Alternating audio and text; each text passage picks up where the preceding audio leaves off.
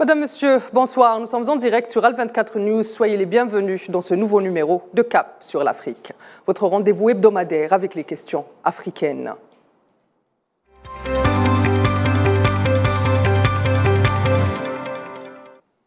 C'est sur la conviction profonde du bon et du beau que la civilisation humaine s'est bâtie au fur et à mesure des siècles. Des valeurs comme la solidarité, l'empathie, la fraternité, l'action juste sont les fonds baptismaux des relations humaines. Et pourtant, l'histoire nous a appris que souvent ces valeurs-là ne se conjuguent pas avec l'humanité, quand les intérêts hégémoniques et économiques sont en jeu. Et c'est ce que semblent nous montrer les puissances occidentales depuis plusieurs décennies déjà, qui au nom de la domination justifient, tolèrent les pires exactions à l'encontre des peuples africains, arabes et du tiers-monde. Rappelez-vous les déclarations de l'américaine Madeleine Albright alors qu'elle était secrétaire d'État. Si nous devons utiliser la force contre l'Irak, c'est parce que nous sommes l'Amérique, nous sommes la nation indispensable, nous sommes debout et nous voyons plus loin dans l'avenir que les autres pays et nous voyons le danger pour nous tous. Fin de citation. Les déclarations d'Albright sont aujourd'hui d'actualité plus que jamais, puisque les dirigeants occidentaux, pour justifier les interventions étrangères, emboîtent le pas à l'ancienne secrétaire d'État. La mort de 500 000 enfants irakiens suite à l'embargo américain contre l'Irak et aujourd'hui celle de 1030 petits Palestiniens ne choque pas. La famine qui frappe les enfants africains semble aux yeux de l'Occident des dommages collatéraux pour maintenir l'hégémonie sur le monde. Mais face aux politiques coercitives, impérialistes de l'Occident, un bloc de résistance semble se construire. Les populations n'ont pas dit leur dernier mot. Et la mobilisation pour soutenir les Palestiniens face à l'offensive de l'entité sioniste le prouve, le montre.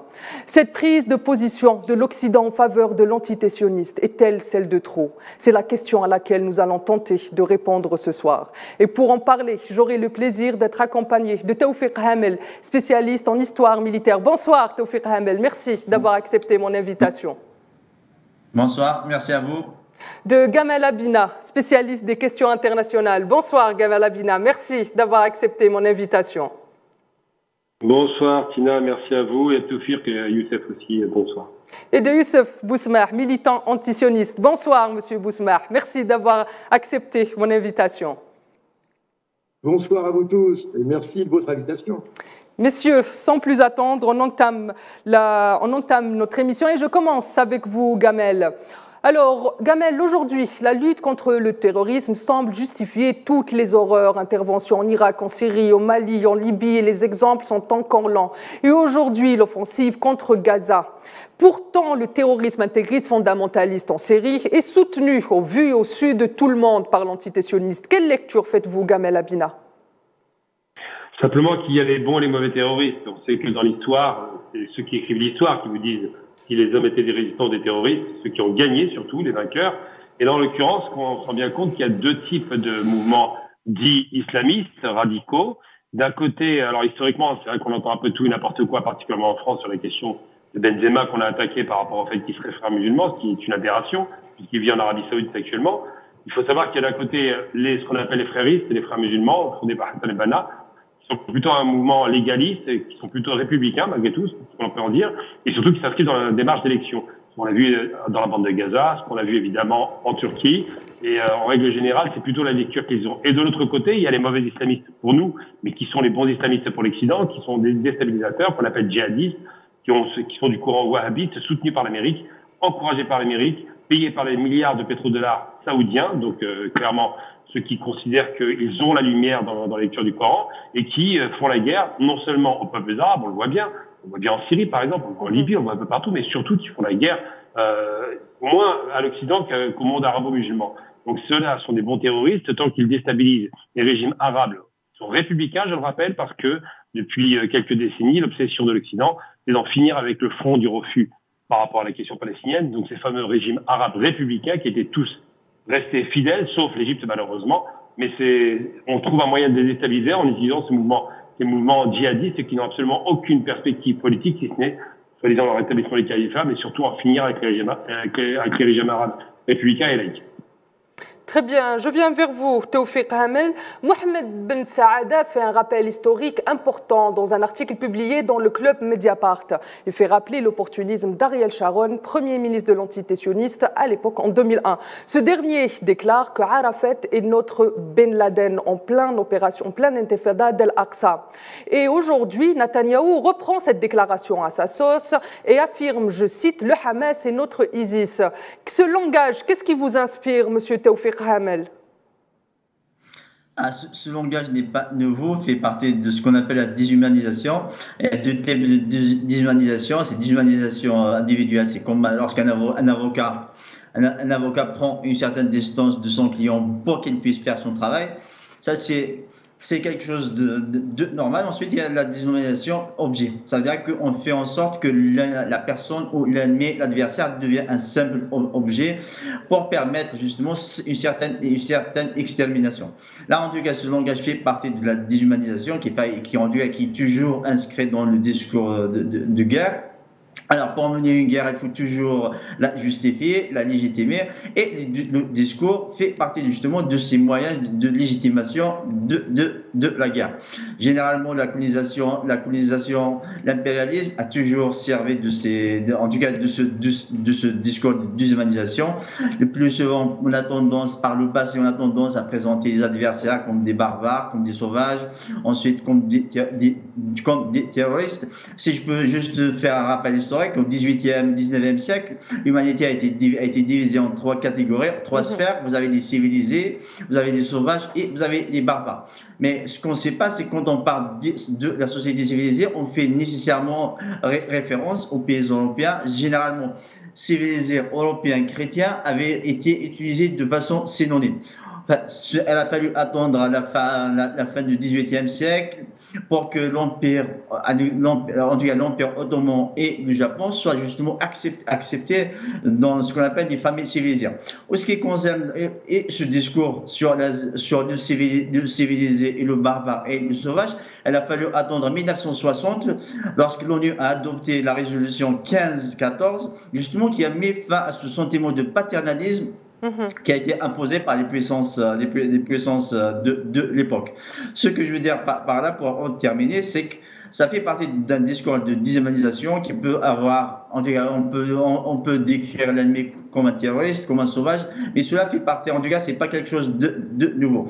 Mais le plus important dans tout ça, même dans le cas de la guerre américaine contre le terrorisme, on trouve ce langage. Ce qui est intéressant, c'est que on trouve un certain langage qui dit que les ennemis sont des barbares et on doit être des barbares comme eux. C'est quoi l'implication de ce syllogisme? Ce syllogisme, c'est de dire que les ennemis ne combattent pas avec les mêmes moyens et du coup, la seule façon pour les combattre, c'est d'utiliser leur manière. En fait, globalement, qu'est-ce que cela signifie? Tout simplement, utiliser des méthodes qui sont interdites par le droit international, sous prétexte parce que celui qui est en face ne respecte pas les règles. Mais globalement, tout ça, il s'agit d'une construction, car le discours n'a rien à voir avec la réalité de la guerre. Très bien, Youssouf Ousmah, justement, M. Taoufik Hamel vient de parler de l'utilisation d'armes non conventionnelles. Et justement, l'action menée par la résistance palestinienne depuis le 7 octobre, nommée Tempête d'Al-Aqsa, a été qualifiée de crime de guerre. Mais l'utilisation de bombes de phosphore blanc ou encore le fait d'attaquer des écoles, des hôpitaux, des mosquées ou une église orthodoxe ou affamer 2 millions de Palestiniens n'est pas considéré comme un crime de guerre. Pourquoi, bizarrement, le fait de toutes ces violations du droit international ne sont pas considérées comme des crimes de guerre jusqu'à présent, alors que les chiffres parlent d'eux-mêmes? Alors oui, là nous sommes devant une contradiction flagrante. C'est-à-dire que le droit international n'est pas quelque chose de posé une fois pour toutes. Le droit international a toujours été le résultat de rapports de force dans le monde. Hein. Et un certain nombre de points du droit international ont été faits, ont été édictés, ont été votés à l'ONU à un moment où les rapports de force des pays du Sud vis-à-vis des pays du Nord aidés et alliés par les pays socialistes étaient beaucoup plus importants. Donc un certain nombre de points du droit international sont fondamentaux, comme le droit à la résistance et le droit à la résistance, y compris armée. Hein, c'est quelque chose qui est réglé par le droit international, qui est validé par le droit international, d'accord, et dont on disait tous les peuples cherchent à se libérer. Et de ce point de vue, on a des pays du Nord qui, bien évidemment, prétendent soutenir ce droit international, mais qui ne le respectent pas. Ils ne respectent pas ce droit international, alors qu'ils prétendent à chaque fois comment se baser sur lui afin de mener leurs opérations. Par exemple, la guerre contre l'Irak, les guerres contre l'Irak menées par les deux présidents Bush, et toutes les expéditions des États-Unis, mais également les expéditions de la France en Afrique. À chaque fois, on prétend s'appuyer sur le droit international, sur des appels au secours venant de pays, mais on voit bien que c'est pas le droit international qui est en cause, c'est son utilisation, son interprétation qui est réellement à géométrie variable, et je dirais même plus à géographie variable. Hein. Selon qu'il s'agit du pays du Nord, du pays du Sud, eh bien, on va interpréter ce droit international de façon en ce qui concerne l'opération menée par les Palestiniens, le déluge d'Al-Aqsa, c'est une opération qui se base totalement dans le droit fil du droit de résistance tel qu'il a été dicté par l'ONU. Il faut savoir que, par exemple, les frontières entre Gaza et l'entité sioniste n'existent pas formellement même pour l'ONU. Ce sont des frontières qui ont été tracées de façon totalement autoritaire par l'entité sioniste, qui n'ont pas de réalité. C'est-à-dire que, donc, du coup, par ailleurs, eh bien, l'entité sioniste est une puissance occupante, puisque l'ONU considère que le blocus de Gaza, eh bien, est une fonction occupante, hein, assimile cela à de l'occupation, exactement comme pour la Cisjordanie. C'est-à-dire que les Palestiniens sont en situation d'occupation en étant même dans Gaza. Hein. Gaza, les sionistes prétendent qu'ils disent que Gaza est autonome, Gaza, c'est absolument faux. Pour le droit international, Gaza est malgré tout un territoire occupé, hein, même s'il est encerclé et si officiellement les Palestiniens sont chez eux. C'est un territoire occupé. Donc dans un territoire occupé, le peuple occupé a le droit à la résistance, a le droit de résister par tous les moyens, hein, comme l'avait même rappelé Malcolm X dans une fameuse formule, hein, par tous les moyens possibles. Donc voilà. Donc, Monsieur Bousmah, est-ce que vous... Monsieur Bousmah, est-ce que vous pensez qu'aujourd'hui, il serait question peut-être de légiférer justement sur le droit de la résistance quant aux 17 territoires occupés reconnus par l'ONU ? Mais bien sûr, non mais la législation, elle est là, les lois sont là. Le pire, c'est que les lois sont là. Simplement, eh bien, l'Occident fait comme si, eh bien, elle n'existait pas. Mais n'importe quel juriste international, alors évidemment, il faut que ce juriste soit de bonne foi. Je prends par exemple une juriste internationale, Monique Chemillé-Gendreau, qui est une éminente juriste internationale française, malheureusement qu'on entend très rarement. Hein. Eh bien, Monique Chemillé-Gendreau, elle dit des choses extrêmement intéressantes là-dessus, et notamment sur les droits des Palestiniens. Il suffit de revenir. Donc les lois, elles existent déjà. Il n'est même pas nécessaire d'en faire d'autres. Hein. Simplement, il faut les respecter. Et si on respecte le droit, simplement le respect du droit international, alors on peut aimer ou pas aimer le droit international, mais je pense que malgré tout, ça peut être un point d'appui pour les peuples du Sud. Hein, ça ne suffit pas. Je ne dis pas que le droit international suffit. Hein. Parce qu'il y a aussi les droits moraux, les droits légitimes qui existent, hein, et le droit international, c'est un des droits sur lesquels on peut s'appuyer. Mais je dis même le droit international, les lois existent déjà. Il n'est même pas nécessaire d'en faire d'autres. Il faut le faire respecter. Et en ce qui concerne les Palestiniens, ils ont un droit à la résistance sur toute partie de leur patrie occupée. Très bien, je reviens vers vous, Gamel Abina, et à la lumière de ce que vient de nous dire Youssef Bousmah, et justement cette sacralité du droit aux côtés du droit international, la liberté d'expression, la démocratie sont de l'ordre du sacré en Occident. Et pourtant, on le voit, dès qu'il s'agit d'apporter une voix discordante à celle du discours ambiant, on est tout de suite affiché comme étant un ennemi de la civilisation. Je fais référence notamment aux plusieurs intellectuels qui sont interdits des plateaux télé, qui sont interdits dans la presse ou encore même les réseaux sociaux pour les pages qui soutiennent la Palestine sont interdites. Qu'est-ce qui fait qu'aujourd'hui l'Occident va à l'encontre de ce qu'il défend comme civilisation et comme valeur ? Vous savez, les valeurs de l'Occident, ça se caractérise par plusieurs éléments. On va commencer, vraiment, je reviens un petit peu dans le passé, quand les Français imposent à l'Allemagne un blocus, où ils font en sorte littéralement de les faire mourir de faim, l'Allemagne et l'Autriche. Ça fait 750 000 morts avec la grippe espagnole plus les morts de faim, et ils finissent par signer le traité de Versailles qui ne respecte rien, et qui est une véritable ignominie qui conduit à notre guerre. Le droit international, ça ne veut rien dire. Ça a été voulu par Woodrow Wilson, un président au début du siècle, qui espérait, en créant la SDN, créer un cadre juridique pour qu'il n'y ait plus de conflits. Puis en 45, le 21 juin 45, ils ont à nouveau tenté de créer un cadre juridique nouveau avec l'ONU, malheureusement qui siège aux États-Unis, donc la neutralité n'existe pas, sauf que le droit ne fonctionne que s'il est valable pour tous de manière égalitaire. Or, le droit de veto est un délit de démocratie. Donc ce droit international les arrange quand ça s'applique au Sud. Ils vont vous dire que l'Irak en 91 va envahir le Koweït, et donc il enfreint le droit international. Par contre, quand l'Amérique va envahir l'Irak sur des mensonges, c'est le plus fort qui parle. On est sur une nation qui fait la guerre, qui s'autorise à tuer des millions de personnes, parce que je rappelle qu'il y a entre 3 et 5 millions d'Arabes du Moyen-Orient qui ont été assassinés par les bombes américaines, terrorisme d'État évidemment, massification de la mort, simplement parce qu'ils ont décidé de s'emparer de la région. Donc la question du droit est une question qui est intéressante, c'est vrai, mais je n'y crois pas. Aujourd'hui, c'est la loi du plus fort. On voit bien avec la Russie sur l'Ukraine, on voit bien aux États-Unis qui ont fait la loi pendant 30 ans avec la Pax Americana qui finalement était une guerre permanente. Et aujourd'hui, eh bien, ce qui se passe en Palestine, c'est juste la barbarie qui s'exprime. Alors je tiens à préciser, quand je parle de barbarie, parce qu'il faut renvoyer au possédant de ce terme-là ce qu'il est. Theodor Herzl, lorsqu'il écrit L'État des Juifs, un livre qui fait référence en 1885 à la volonté de créer un foyer national juif, soi-disant pour faire en sorte de sécuriser les Juifs qui subissaient les pogroms, eh bien, il dit quoi dans son livre? Il dit, nous serons le bras armé, l'avant-garde, c'est le terme exact qu'il utilise, du monde civilisé face au monde barbare asiatique. S'entend à l'époque, comme je le dis plusieurs fois, le monde moyen-oriental, on l'appelait pas comme ça à l'époque.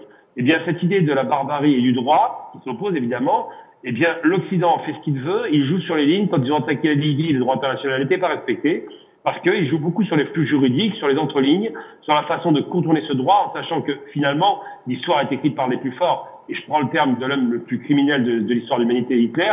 Il disait, nous pourrons, peu importe ce que nous faisons, peu importe les tueries, le plus important c'est que nous gagnons la guerre, car nous écrirons l'histoire, et l'histoire le sera favorable. Bon, il a perdu la guerre. Mais il n'en demeure pas moins que les criminels qui tuent en masse, comme en Palestine actuellement, on va être bientôt à 10 000 morts, hein. Vraiment le barbare qui est au pouvoir et qui est un type d'extrême droite, je le rappelle. L'Occident soutient l'extrême droite. C'est intéressant. Eh bien, cet homme-là fera autant de morts qu'il voudra pour se venger parce qu'il a pris littéralement une raclée sécuritaire. Tous ces dispositifs ont été annulés en une seule journée et il le sait. Il est en danger. Sa population le déteste, donc il va se venger le plus possible pour essayer de retrouver une odeur de sainteté auprès de son peuple. Très bien, je reviens vers vous, Monsieur Théophile Hamel. Ce soir, l'entité sioniste a menacé une nouvelle fois un hôpital de l'attaquer dans les prochaines 24 heures. À votre avis, comment est-ce qu'on peut justifier aujourd'hui le fait d'attaquer des hôpitaux où il y a plus de 10 000 personnes malades et blessées, déjà par d'autres bombardements, sans compter les Palestiniens qui sont déjà malades? Comment est-ce qu'on peut justifier ça?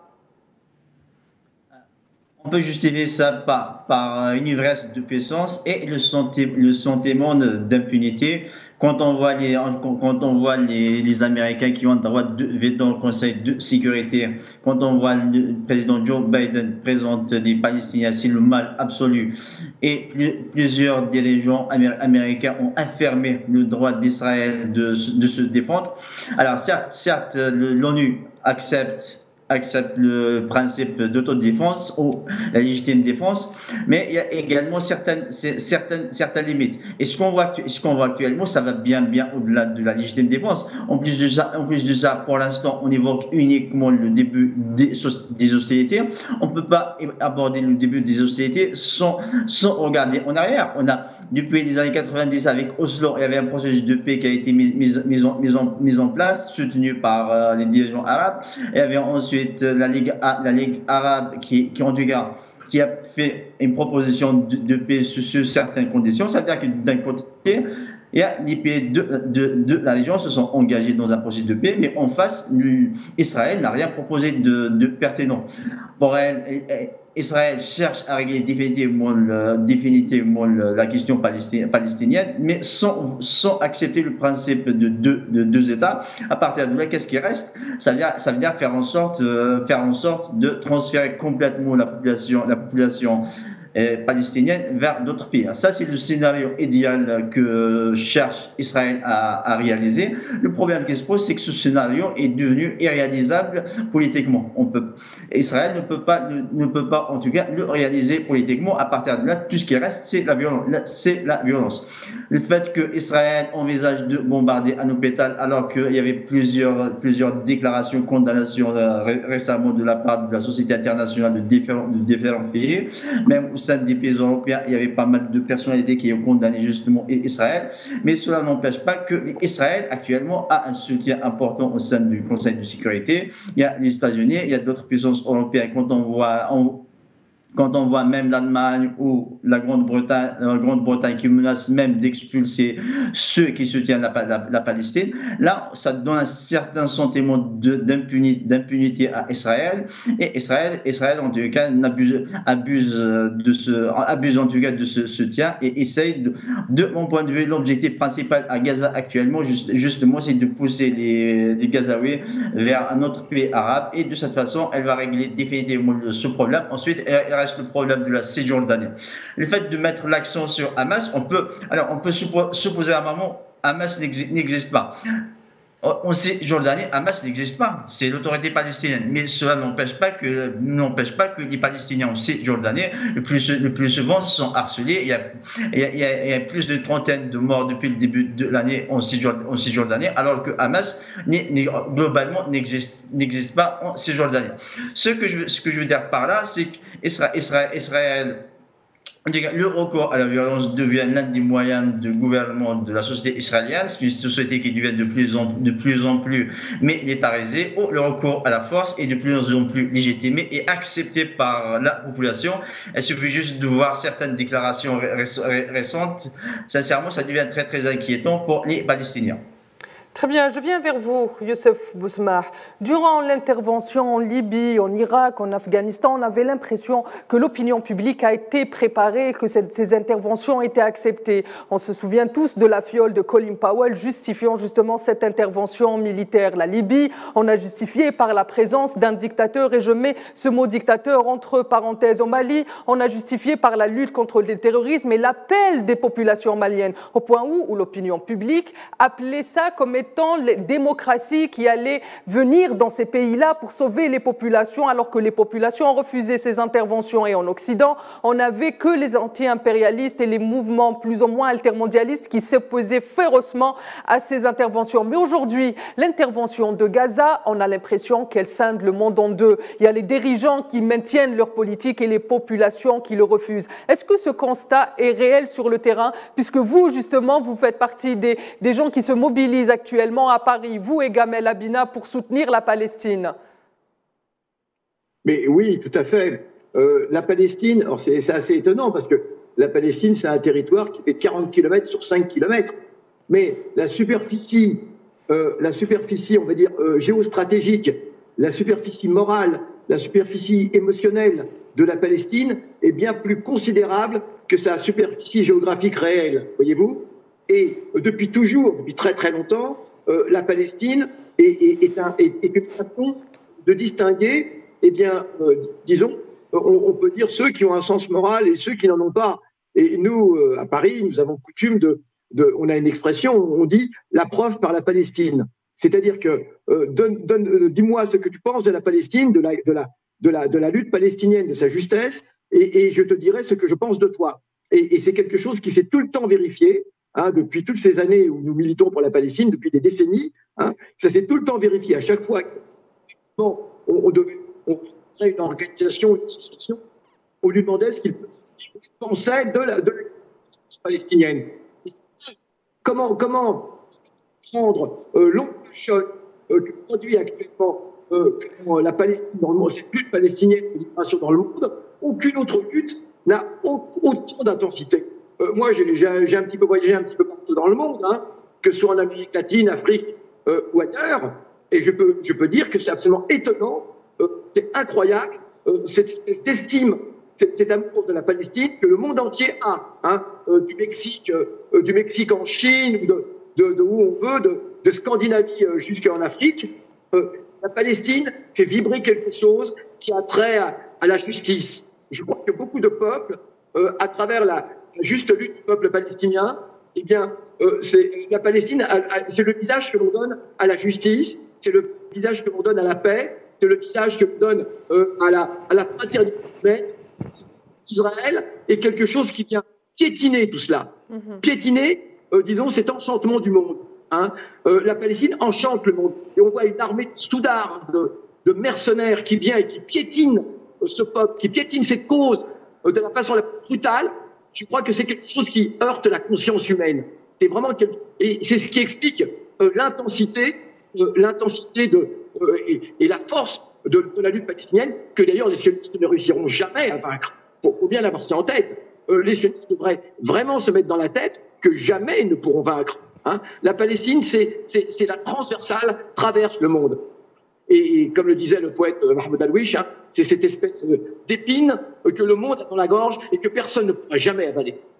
Très bien, je reviens vers vous, Gamel Labina, et je crois que Youssef Bousmah a commencé à nous donner des éléments de réponse.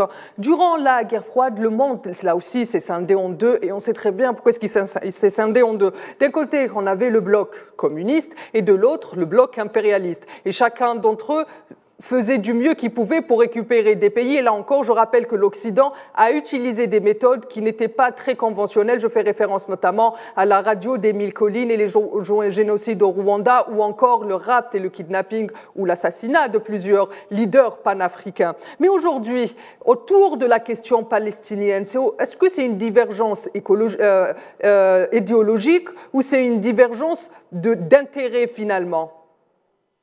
Alors, vous faites bien de parler d'intérêt, parce qu'en l'occurrence, les pays comme l'Ouganda, par exemple, qui ont toujours été de véritables vendus, je ne parle pas des peuples, hein, les peuples ougandais n'a absolument aucun problème avec les questions palestiniennes, mais les dirigeants, Museveni, c'était pareil en Éthiopie, enfin, on a beaucoup de dirigeants comme ceux-là qui ont complètement été achetés, littéralement, par Israël, et qui ont établi des relations qui allaient contre la logique du panafricanisme, pour commencer, mais surtout de l'anticolonialisme. L'impérialisme occidental concentre ses forces en Palestine, et le pays qui a le mieux appréhendé la question palestinienne, c'est l'Afrique du Sud. On se souvient que Mandela a eu 4 amis, en vérité. Il l'a dit aux Américains, ça fait grincer des dents. Il a dit qu'il avait Yasser Arafat comme ami, ce qui n'est pas rien. Il a dit qu'il avait évidemment le président algérien de l'époque. Il a dit qu'il avait en Amérique du Sud un seul État qu'il avait soutenu, c'était Nicaragua. Donc c'est quand même pas rien non plus. Et en Iran, voilà, si vous donnez à peu près, et puis la Libye, ça va de soi. La Libye, l'Iran, 4-5 amis, vraiment 5 amis au maximum. Parce que la question palestinienne, c'est quelque chose qui est particulier dans le cœur de tous les peuples du Sud, même si dans le Nord, il y a une sympathie évidente et de plus en plus marquée, qui explique pourquoi on ne fait plus de sondages. Ça fait 15 ans qu'on pose les questions sur la question palestinienne, parce que l'Europe, les peuples, est convaincu qu'Israël est un danger pour la planète. Faut pas l'oublier. Rappelez une chose, et je le répéterai systématiquement, les Palestiniens sont chez eux. Ceux qui ne sont pas chez eux, c'est les Polonais, c'est les Lituaniens, c'est tous ceux qui viennent de ces pays de l'Est et d'Europe centrale, qui sont venus en Palestine par la force et qui très rapidement ont voulu prendre la terre. Mais les Palestiniens sont chez eux, le seront toujours. Et bien simplement, la Palestine, c'est quoi? C'est la convergence de plusieurs éléments. C'est le choc nord-sud, c'est l'impérialisme déguisé de la 9e croisade, parce que Salah ad-Din avait repris Jérusalem. C'est aussi la convergence de 3 religions monothéistes, hein, le judaïsme et le christianisme et l'islam. Et c'est surtout les riches contre les pauvres, les blancs contre les basanés, l'Est contre l'Ouest. C'est la croisée des chemins, parce que c'est la route des Indes, c'est la route du Nord, c'est la route de la Russie.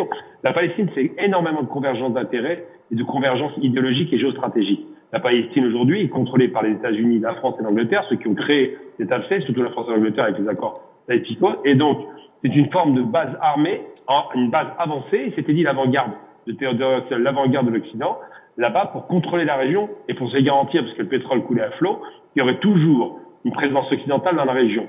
Et effectivement, ce qui pose aujourd'hui problème, c'est que l'Afrique, dans son entier, est pro-palestinienne. Indiscutablement, les peuples ont tous une sympathie, et c'est normal, puisqu'ils ont subi le colonialisme, et qu'en revanche, quelques dirigeants, comme le Soudan récemment, ont été achetés pour obtenir la paix, ont vendu des dirigeants, et ont fait en sorte de dire, voilà, nous, on est pro-israélien, alors qu'en vérité, il n'y a aucun intérêt pour ces pays à être pro-israélien, puisque ce pays qui vit complètement quasiment de façon artificielle, sous les subsides occidentaux, si on retire l'argent des Occidentaux, s'effondre du jour au lendemain.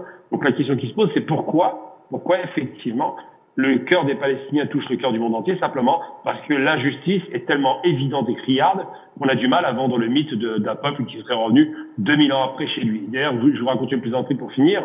On a posé la question au président iranien, il y a quelques années, de savoir pourquoi est-ce que vous n'acceptez pas que les Juifs reviennent 2000 ans après chez eux. Vous savez ce qu'il a répondu? Nous n'acceptons pas parce que nous avions la possession de l'Inde il y a 5000 ans. Est-ce qu'on y retourne? C'est une très bonne question. C'est une très bonne question. Monsieur Taoufik Hamel, je rappelle que vous êtes également chercheur en géopolitique. Le Premier ministre ukrainien et le Premier ministre israélien ont déclaré que les guerres auxquelles ils font face dans leur pays sont les guerres du monde civilisé. Est-ce que vous pouvez nous expliquer cet élément de langage qui est particulier, les guerres du monde civilisé?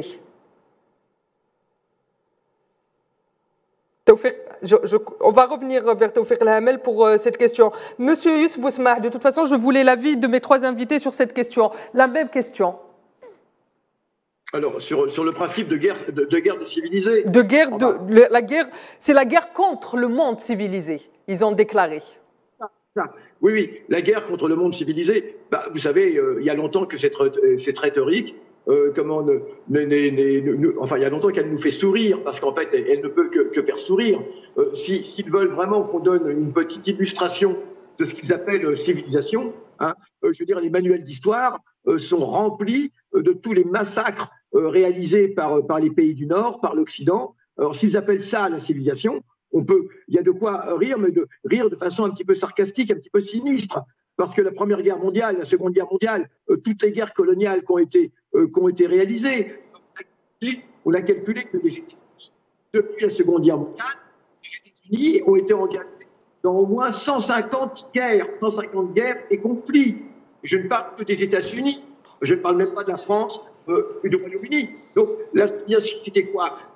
C'est 10 millions de morts pendant la Première Guerre mondiale, pendant 50 millions de morts, 55 millions de morts pendant la Seconde Guerre mondiale. Le nazisme, c'est vraiment une production occidentale. Le nazisme, c'est pas un pays du Sud, qui a enfanté ce monstre. Donc, voilà, c'est ça qu'ils appellent la civilisation. Mais déjà au XIXe siècle, cette expression de civiliser, ça faisait sourire. Et d'ailleurs, faut dire, pour être honnête, ça faisait même sourire quelqu'un qui s'appelle Clémenceau et qui pourtant n'était pas un tendre. Clémenceau lui-même, lorsqu'il s'oppose à Jules Ferry qui était qui est idole socialiste, et Clémenceau qui était plutôt même un homme de droite, eh bien, à l'Assemblée, il y a un fameux débat entre Clémenceau et Jules Ferry, où Jules Ferry parle du droit des nations civilisées à coloniser les nations du Sud, les nations barbares. Et Clémenceau, je dis bien Clémenceau, c'était pas un Algérien ni un subsaharien, eh bien Clémenceau se moque de cette expression complètement. Alors, parler de monde civilisé aujourd'hui, ça fait vraiment sourire. Ça veut dire qu'ils sont arrivés, comme on dit, au bout de leur vie. Ils n'ont plus aucun argument, et ils oublient une chose, c'est que 80% du monde est avec les Palestiniens, en vérité. Et non seulement 80%, mais regardez même ce qui se passe aux États-Unis. Même aux États-Unis, au cœur de la bête, comme on dit, un sondage qui est d'hier dit que 65% des Américains sont pour un cessez-le-feu immédiat.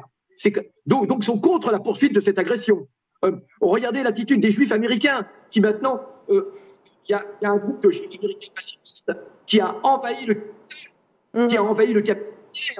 Ça veut dire que même dans les pays, on a des gens qui du caractère brutal, sauvage et réellement de l'expansionnisme occidental qui depuis le XVIe siècle d'envahir le monde, ne cesse de massacrer le monde, qui ne cesse de vouloir imposer sa loi. C'est ça qui le monde civilisé.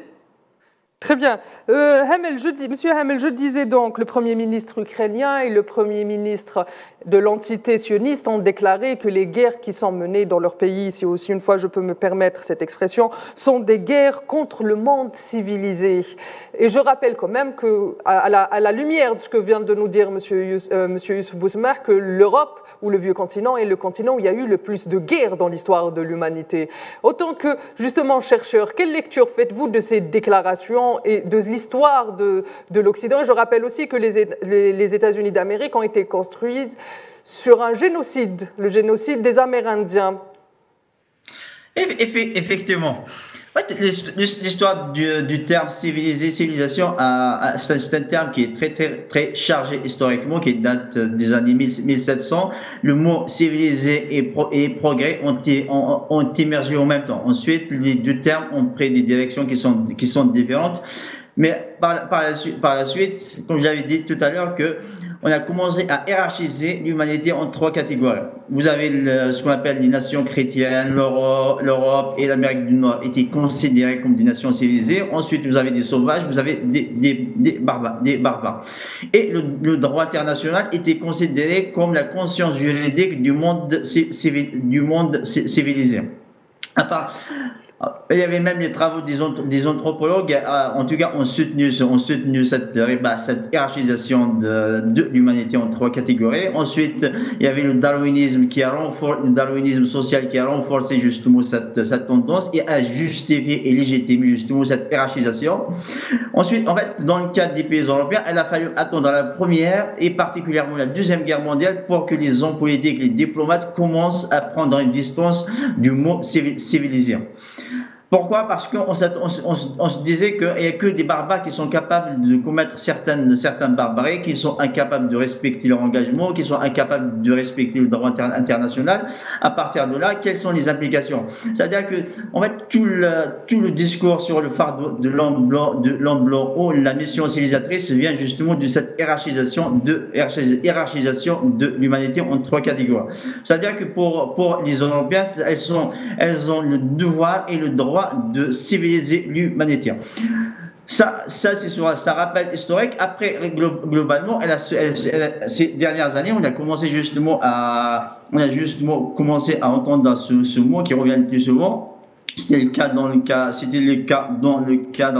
la guerre mondiale contre le terrorisme, où on a commencé à présenter le monde musulman comme barbare, comme sauvage, et en face vous avez les Américains qui sont civilisés, qui sont là pour promouvoir la démocratie, pour défendre la liberté. En fait, tous ces termes, elles ont un certain ancrage historique et un sens particulier dans les pays européens. Et le fait de s'en servir sert justement à mobiliser la population autour de certaines causes pour justifier la guerre, pour justifier certaines pratiques qui sont condamnées par le droit international. Et le fait que le président ukrainien qui associe la guerre en Ukraine à la guerre à Gaza, cela signifie tout simplement que les deux sont dans le même camp qui est celui du monde civilisé, c'est celui qui est démocratique. Mais globalement, à travers l'histoire, l'Africain, par exemple, a été considéré comme le barbare, le sauvage ou le non civilisé. Ces dernières années, l'Africain est devenu le non intégré, le non mondialisé, le non connecté. Globalement, d'une part, il y avait un changement de rapport de force qui a justifié un ajustement de ce discours, un changement de ce discours, et en même temps, l'Africain, certaines logiques de base, c'est la logique de base, le rapport qui existe entre les pays du Nord et les pays du Sud reste le même. Il suffit juste de voir quelques présidents, le président américain ou quelques présidents européens, lorsqu'ils se rendent en Afrique, et plus souvent, elles sont dans une logique d'imposer.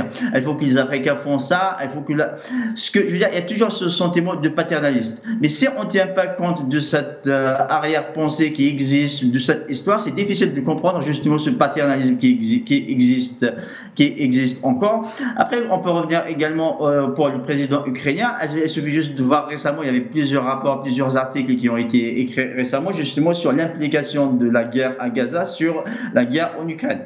Il y avait un article qui a été écrit récemment, il y a certains armements qui ont été destinés à l'Ukraine et finalement les États-Unis ont décidé justement de les envoyer à Israël. Ça veut dire que cette guerre va nécessairement affecter la guerre en Ukraine. À partir de là, vous avez le président ukrainien qui se présente comme quoi il fait partie du camp des bons, parce que dans le discours américain, dans la guerre contre le terrorisme, on a eu justement à ce type de discours. Vous avez le mal d'un côté, vous avez le bien d'un côté, vous avez les barbares d'un côté, vous avez les sauvages, les civilisés d'un côté. En fait, globalement, ce discours, de mon point de vue, s'inscrit dans une logique de déshumanisation qui n'est pas quelque chose de nouveau dans l'histoire. Comment dire, en guerre, la première victime dans la guerre, c'est toujours la vérité. C'était Winston Churchill qui disait qu'un mensonge fait le tour du monde avant même que la vérité ait le temps de mettre son pantalon. Et globalement, le problème qui se pose, c'est que quand on évoque le discours, c'est pas quelque chose n'est pas neutre. Le discours, c'est quoi? C'est une façon d'agir, c'est une façon d'être et c'est une façon de représenter. Ça veut dire qu'à travers le monde civilisé et le barbare, le sauvage, on est en train justement de présenter le conflit, la direction du conflit, et on essaie de mobiliser la population justement pour soutenir certaines guerres. Très bien, Monsieur Hamel. Je viens vers vous, Gamel Abina, avec la même question. Pourquoi est-ce qu'aujourd'hui, on parle justement, ces deux premiers ministres parlent de guerre contre la civilisation? Bon, déjà parce que ce monsieur Zelensky est dans une situation très difficile, les armes et l'argent qu'il recevait vont être réaffectés, il le sait. Ensuite, moi, ça m'a toujours fait rigoler, ces histoires de civilisation. Mais vraiment rigoler, c'est le terme exact. Hein. Un barbare reste un barbare. Je rappelle tout de même qu'ils confondent civilisation et technologie. Le fait qu'ils aient pu développer, grâce aux Arabes d'ailleurs, la technologie, ne fait pas d'eux des gens civilisés. Quand on est civilisé, d'abord, on ne sort pas de ses frontières pour massacrer des millions d'individus à travers le monde. Ils ont massacré l'Amérique du Nord, du Sud, du Nord ensuite, l'Asie, l'Afrique. Ils ont créé l'esclavage racialisé. Pas l'esclavage, je dis bien l'esclavage raciste. L'esclavage qui dit qu'un noir est esclave de la naissance à la mort. C'est eux qui ont créé ces concepts-là de l'époque de l'Andalousie, puis après, enfin, Reconquista. Ensuite, les civilisés ont fait des guerres, c'est bien de le rappeler, Youssef. Deux guerres qui ont conduit d'abord à 10, puis 50 à 60 millions d'individus, dont 26 millions de Russes. Donc ceux qui ont été le plus massacrés sont les gens d'Orient, puisque les Russes sont des Orientaux, et ceux qui ont le plus tué par l'industrie, c'est les Occidentaux. Les guerres industrielles, c'est une invention occidentale, donc c'est très lâche et en même temps très barbare, et ça a été les guerres abyssales. Ils ont failli s'exterminer entre eux, ces gens civilisés, donc c'est amusant. Et surtout, ils ont créé non seulement les guerres industrielles, mais aussi la mort industrielle, avec l'histoire des chambres à gaz. Donc les civilisés, quand ils disent ça, ils oublient simplement, ils sont tributaires d'une immense civilisation, je parle même pas de l'Asie, mais arabo-musulmane, qui leur a appris à écrire, à construire, à se laver, parce qu'en Europe, ils passaient encore les épidémies, c'est vraiment des peuples sauvages, et surtout à ne pas se manger entre eux. Rappelons, et c'est important de le dire pour nos frères africains, c'est que le cannibalisme n'existait pas en Afrique, ça existait en Europe. Il y a les peuples du nord de l'Europe qui étaient très souvent cannibalistes. On parle beaucoup des Germains, qui étaient des barbares reconnus et connus et reconnus. Et surtout, on se souvient que ces gens-là, quand ils sortent de leurs frontières, c'est pour tuer, piller, voler, violer. C'est ça la civilisation. Donc quand on parle de civilisation, il faut faire très attention au terme. C'est pas parce qu'ils ont un langage qui est retenu qu'ils semblent être civilisés, qu'il le semble qu'ils sont civilisés. Quelqu'un de civilisé, et la civilisation est née en Orient, elle est née en Irak, elle est née en Mésopotamie pour être précis. C'est quand des gens ont investi des villes, ils ont construit les premiers États. Nations, qu'ils ont commencé à cultiver la terre, qu'ils ont commencé à s'occuper des bêtes, qui ont commencé à avoir de la monnaie, de la construction structurée, un État centralisé, c'est ça. L'Occident n'a fait que copier l'Orient, et depuis qu'ils se sont réappropriés nos technologies, comme d'ailleurs les explosifs qui viennent de Chine, eh bien, ils ont commencé de façon très barbare à détruire tout le monde. Et j'en veux pour preuve que la Chine, qui a inventé les explosifs, pas seulement les feux d'artifice, a dit c'est peu honorable de tuer un homme qui ne peut pas se défendre avec des bombes, nous allons laisser tomber ce système. Eh bien, l'Occident n'a pas hésité à l'utiliser à telle enseigne que le sommet de la barbarie, les 6 et 9 août 1945, c'est bombarder deux villes civiles sans aucun objectif militaire, Hiroshima puis Nagasaki, à 3 jours d'intervalle, alors que le Japon se rendait dès le départ. Donc c'est vous dire un peu le niveau. Donc les termes de civilisation, ça participe simplement d'une hypocrisie vaste. Ils veulent cacher derrière la barbarie, derrière une bombe qui jette de loin du ciel, le fait que soi-disant nous serions des barbares. Mais le barbare reste celui qui envahit le voisin. Le barbare reste que celui qui tue des gens gratuitement. Le barbare reste celui qui vole. Le barbare reste celui qui passe son temps lâchement à inventer des histoires pour masquer sa barbarie. On ne peut pas parler de monde civilisé et barbare. On se rend bien compte que le Sud commence à rattraper son retard et que bizarrement le racinement qui était oriental redevient oriental alors qu'eux continuent à s'enliser dans leur barbarie. Monsieur Bousmah, à la lumière de la chute de Gamel Abina, est-ce que finalement aujourd'hui, c'est ce qu'on peut appeler le choc des civilisations finalement, le fait qu'aujourd'hui les pays du tiers-monde, l'Afrique, le Moyen-Orient retrouvent leur splendeur et la beauté de leur civilisation. En contrepartie, nous avons un Occident qui semble être en perte de repères. Et est-ce que c'est justement ce point précis qui a fait que la question palestinienne se mondialise de façon aussi spectaculaire? Mais oui, ce qui est extraordinaire, c'est que, rappelez-vous, au début des années 90, Fukuyama, c'était cet Américain qui prétendait que c'était la fin de l'histoire, hein, d'accord, qu'avec la chute de l'URSS, tout était terminé, que finalement l'Occident avait gagné, que plus jamais, que tous ces peuples du Sud, selon l'expression d'un grand colonialiste français en Algérie, hein, d'un des généraux barbares qui a colonisé l'Algérie, eh bien, ils pensaient vraiment que tous les peuples du Sud, désormais, allaient ramper à leurs pieds, hein, allaient ramper à leurs pieds, et que voilà, on disait c'est la fin de l'histoire, hein, pour contredire les visions marxistes de l'histoire. Voilà, eh bien, les événements d'aujourd'hui contredisent totalement cette vision, notamment en ce qui concerne les peuples du Sud et particulièrement en ce qui concerne la Palestine. Lorsqu'il y a eu ces accords d'Oslo, par exemple, tout le monde se disait voilà, c'est terminé, la cause palestinienne est enfermée. D'ailleurs, les Palestiniens n'ont rien obtenu. Tout le monde était bien conscient qu'après la mort de Rabin, l'assassinat de Rabin par un extrémiste sioniste, hein, eh bien, tout le monde se rendait bien compte que la cause palestinienne était dans une mauvaise situation. Et bref, les pays du Nord exultaient, l'Occident triomphait, et voilà, c'est vraiment ce qu'on pensait être la fin de l'histoire. L'époque d'aujourd'hui a bien montré que tout cela a été complètement inversé. Et aujourd'hui, on voit bien que les peuples du Sud eh bien, remontent, enfin, et contrairement à ce qui a été prévu, eh bien, les peuples du Sud n'ont pas été annihilés, ils retrouvent leur grandeur.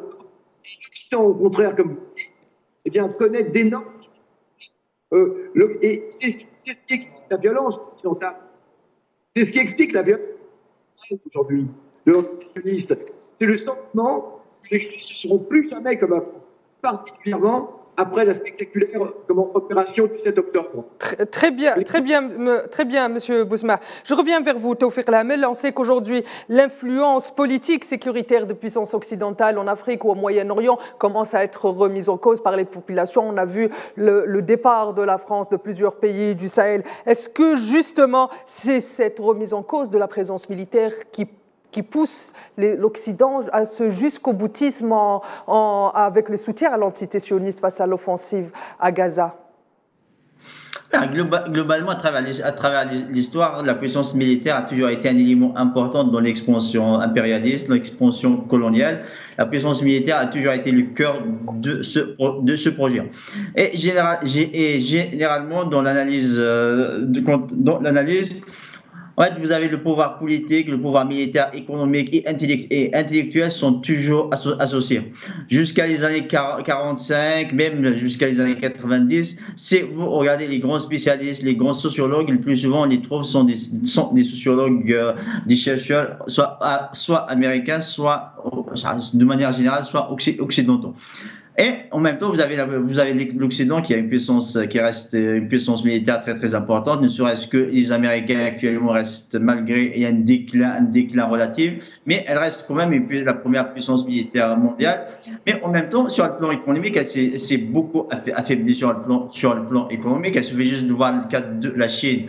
En 1978, le PIB de la Chine représentait 1,8% du PIB mondial, et en 2020, son PIB est passé à 18%. Pour montrer on peut prendre d'autres puissances économiques. Vous avez le retour de la Russie sur le plan militaire, politique, même sur le plan économique. Vous avez le Brésil, vous avez la Turquie, vous avez l'émergence de nouvelles puissances, l'Afrique du Sud, vous avez l'émergence de nouvelles puissances qui cherchent leur place et estiment que les institutions internationales qui existent actuellement ne sont pas assez représentatives justement de cette évolution. Et globalement, qu'est-ce qui reste au sein des États-Unis et c'est les puissances européennes particulièrement certaines, c'est la puissance militaire.